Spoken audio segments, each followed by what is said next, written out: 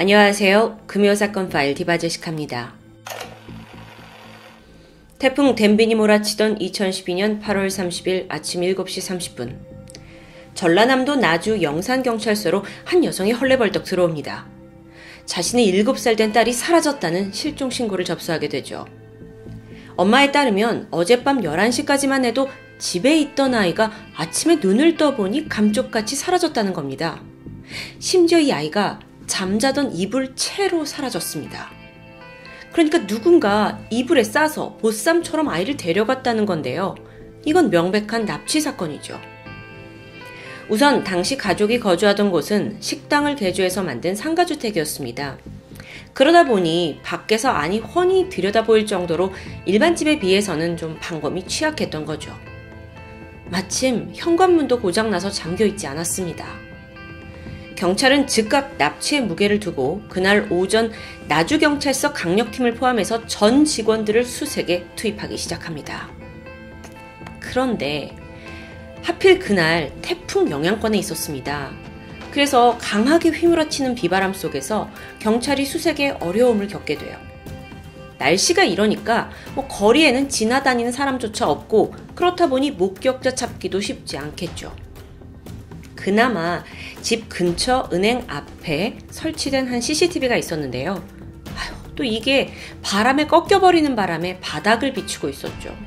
너무도 최악의 조건이었습니다. 오전이 지나고 태풍이 조금씩 잦아들던 낮 12시 55분. 전경 2명이 영산대교 사거리 인근에서 마침내 A양을 발견합니다. A양은 차갑게 젖은 이불을 뒤집어 쓰고 추위에 벌벌 떨고 있었어요. 나체 상태였죠. 상태가 매우 좋지 않았습니다. 경찰은 곧장 A양을 응급실로 후송시켰는데 아이의 몸이 말 그대로 참혹했어요. 여기저기 멍자국이 가득했고 무엇보다도 여성의 중요 부위가 5cm 정도 찢어져 있었고요. 게다가 직장까지 파열되는 중상을 입은 상황입니다. A양이 굳이 말하지 않아도 아이가 얼마나 끔찍한 일을 당했는지 충분히 알 수 있었죠. 급한 치료를 마친 후에 경찰이 조심스럽게 아이에게 무슨 일을 겪었는지 질문하게 되는데요. 근데 아이는 그 트라우마 때문인지 그닥 많은 것을 기억하고 있진 않았습니다. 다만 범인이 이런 말을 남긴 걸 기억해요. 괜찮아, 삼촌이야. 삼촌. 이건 꽤 중요한 단서였습니다. 이 말은 범인이 나이가 그리 많지 않은 남성이라는 걸 뜻하겠죠. A양에 따르면 범인이 자고 있던 아이를 이불 채로 들어서 어딘가 데려가요. 그리고 다리 밑에서 성폭행을 했다고 증언하게 되죠. 경찰이 아이가 발견된 그 영산대교 주변을 탐색하게 되는데 다리 밑에서 A양이 입고 있던 원피스와 속옷이 발견되었어요. 여기는 A양 집에서 약 300m 정도 떨어진 사실상 가까운 곳입니다. 그렇다면 범인은 여기에 지리를 잘 아는 사람이라는 거겠죠. 게다가 대범하게 남의 집에 들어와서 아이를 이불채 데려갔을 정도면 성적 충동이 비정상적으로 아주 강한 인물로 추정됩니다. 자, 이 정보를 토대로 경찰은 곧장 인근 지역의 동종 범죄자들을 수사망에 올렸습니다. 동시에 이웃들에게 탐문조사를 했죠. 그러더니 얼마 후에 의심스러운 인물이 수사망에 포착되는데 우선 동네의 덤프트럭 기사 한 명이 의미심장한 증언을 합니다. 그 사건이 있던 날 밤에 동네에서 검은 옷을 입고 돌아다니는 20, 30대 남성을 목격했다는 이야기예요. 그 기사가 그를 좀 기억하고 있는 이유가 있었는데 이 남성이 PC방에서 마주쳤거든요. 근데 이 기사님한테 대뜸 형님! 하고 인사를 건네기 때문이에요. 아주 술 냄새가 강하게 났습니다.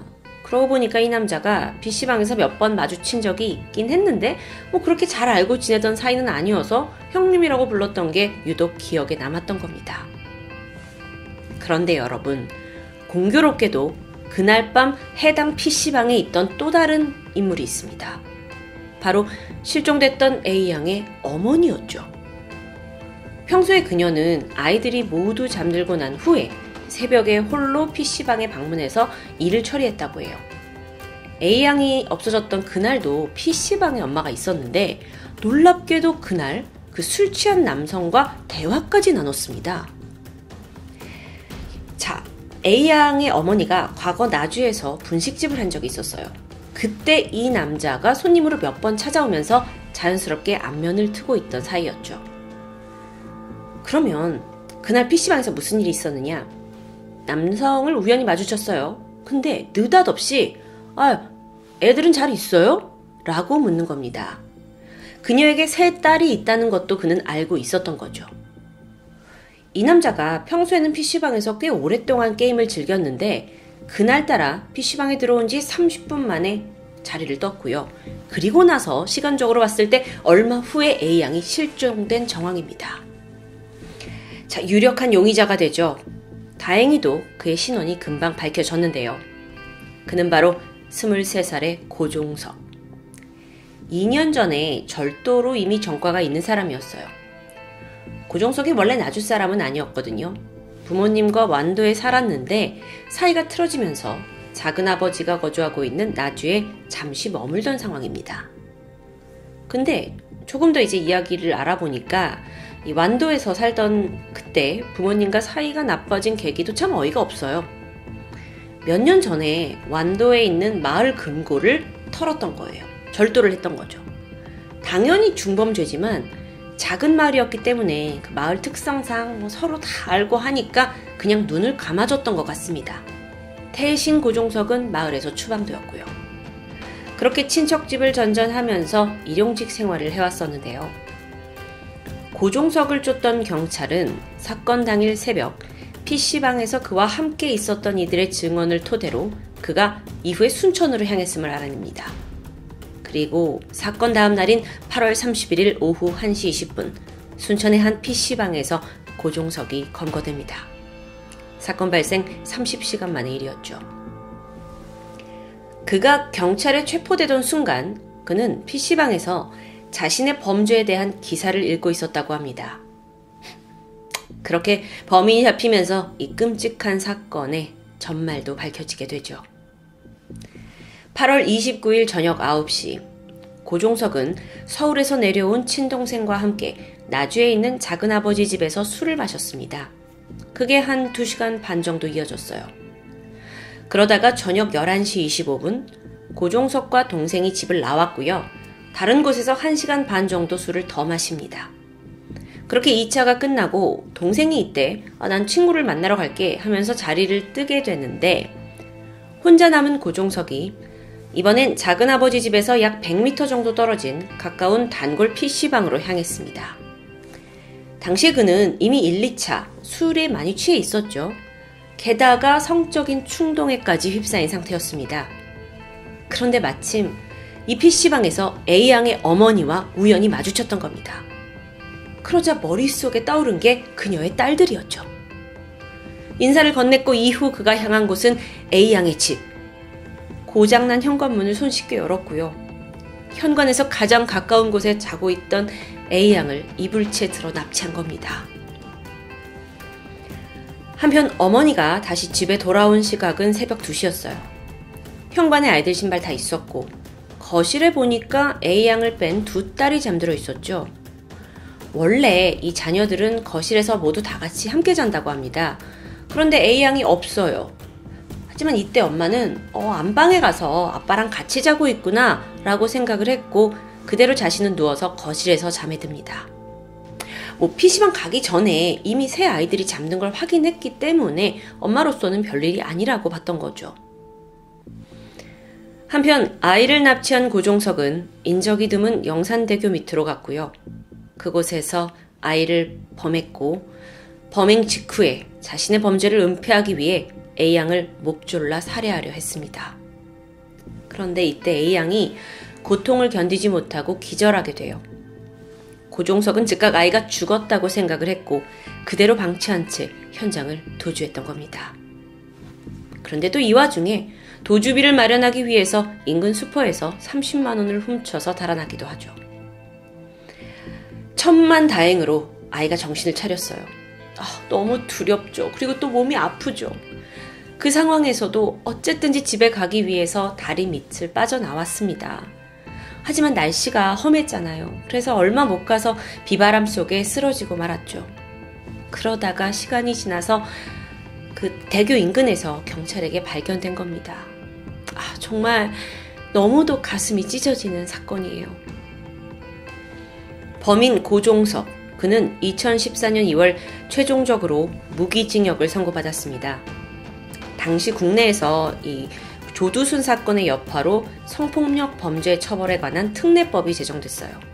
그래서 13세 미만 청소년에 대한 성폭행은 최소 10년 이상, 최대 무기징역의 징역형을 선고하도록 법이 바뀌어 있었죠. 다행입니다. 그리고 여기에 더해 고종석은 대한민국의 화학적 거세 1호 범죄자가 됩니다. 화학적 거세라는 건 약물을 주입해서 남성 호르몬을 80% 이상 저하시키는 방법인데요. 성적 충동을 억제하기 위한 치료법으로 쓰이고 있죠. 2023년 현재까지 국내에서 화학적 거세를 선고받은 범죄자는 총 86명 정도로 알려져 있습니다. 이 사건 당시에 굉장히 센세이션했는데 판결이 내려졌을 당시에 검찰은 범인 고종석이 사형을 받아야 한다라고 주장했어요. 그럼에도 그가 무기징역을 받은 이유는 범행 당시 그가 술에 취해 있었잖아요.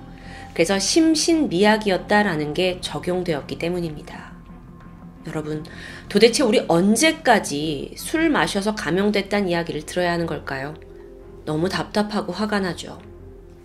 그런데 이 사건의 잔혹성은 여기서 끝나지 않습니다. 범인이 검거된 후부터 A양과 그녀의 가족들에 대한 언론의 칼질이 시작된 겁니다. 이 사건이 2012년에 발생을 했거든요. 지금으로부터 약 한 10년 전이죠. 그때까지만 해도 보통 언론에서 성범죄 사건이 터지면 이걸 다소 피해자 탓으로 돌리는 어떤 자극적인 기사를 내곤 했었다고 해요. 말도 안 되죠. 예를 들어서 피해자가 꽃뱀이다, 피해자가 제대로 저항하지 않아서 일어난 일이다 등등인데요. 그러니까 배려가 전혀 없이 좀 뭔가 화제성을 목적으로 기사를 내기 일쑤였습니다. 그래도 이 사건의 경우에는 A양이 고작 피해자가 7살이에요. 그래서 그런 저급한 기사를 쓸 수는 없었겠죠. 대신에 A양의 언니와 부모님을 상대로 사실 확인조차 되지 않은 자극적인 기사들이 쏟아지기 시작합니다. 모 언론사는 고종석이 원래 목표했던 범행 대상이 큰딸이었다라는 이런 기사를 확인 없이 보도하게 돼요. A양의 언니가 이걸 봤을 때 어땠겠어요? 너무 충격적이죠. 그래서 심리치료를 받기도 했고요. 그런데 여기서 그치지 않고 그 해당 기자가 A양의 언니 학교에까지 찾아갑니다. 그래서 얘야, 원래 너가 표적이었다는 거 알고 있니? 동생이 너 대신해서 그런 일을 당했는데 넌 어떻게 생각하니? 라는 말도 안 되는 질문을 퍼붓었던 겁니다. 진짜 명치 한 대 세게 때리고 싶죠. 이때 A양 언니요? 겨우 초등학교 6학년이었어요. 이것 외에도 A양의 엄마가 사건 당시 PC방에 있었다는 사실을 가지고 물고 늘어집니다. 마치 A양의 엄마가 게임 중독에 빠져서 딸을 제대로 보살피지 않아서 이 사건이 벌어진 것처럼 왜곡하기도 했죠. 실제로는 어땠냐고요? A양의 어머니가 애들을 다 재우고 새벽에 그렇게 PC방에 갔던 이유는 단순히 집에 컴퓨터가 없었기 때문입니다. 그래서 컴퓨터로 아이들의 숙제를 그 밤에 봐줬던 거고요. 하지만 기자들이 원하는 건 자극적인 기사였어요. 그러면서 그 자신들의 기사를 뒷받침할 만한 증거를 찾는답시고 A양 집에 무단으로 침입하죠. 심지어 A양의 일기장을 몰래 훔쳐서 그걸 보도에 사용하기도 했고요. 당시 피해자 부모님은 딸을 간호하기 위해서 며칠간 집에 없었어요. 그리고 나서 돌아와 보니까 집안이 난장판이 된 걸 보고 정말 경악을 금치 못했다고 합니다. 거실과 안방에 기자들 신발 자국이 막 다 남아있고요. 이 아이의 물건이 막 여기저기 널브러져 있고요. 이거 너무 열받아요. 저도 이쯤에서 그 기자분들 욕을 좀 그만하고 싶은데 만행이 여기서 그치지 않습니다. 보통 강력사건의 경우에는 피해자의 신원이 노출되지 않도록 주의해야 하죠. 그런데 당시 언론은 고종석의 이동 경로를 분석한답시고 A양의 집과 인근의 골목, 모습까지 다 상세하게 찍어서 보도합니다. 심지어 그걸 또 위성사진, 그래픽, 약도까지 이용을 해서 이게 자칫하면 맘만 먹으면 A양이 어디에 사는지 이걸 정말 확인할 수 있도록 친절하게 공개한 건데요. A양이 입원했던 병원에서도 만행은 계속됩니다.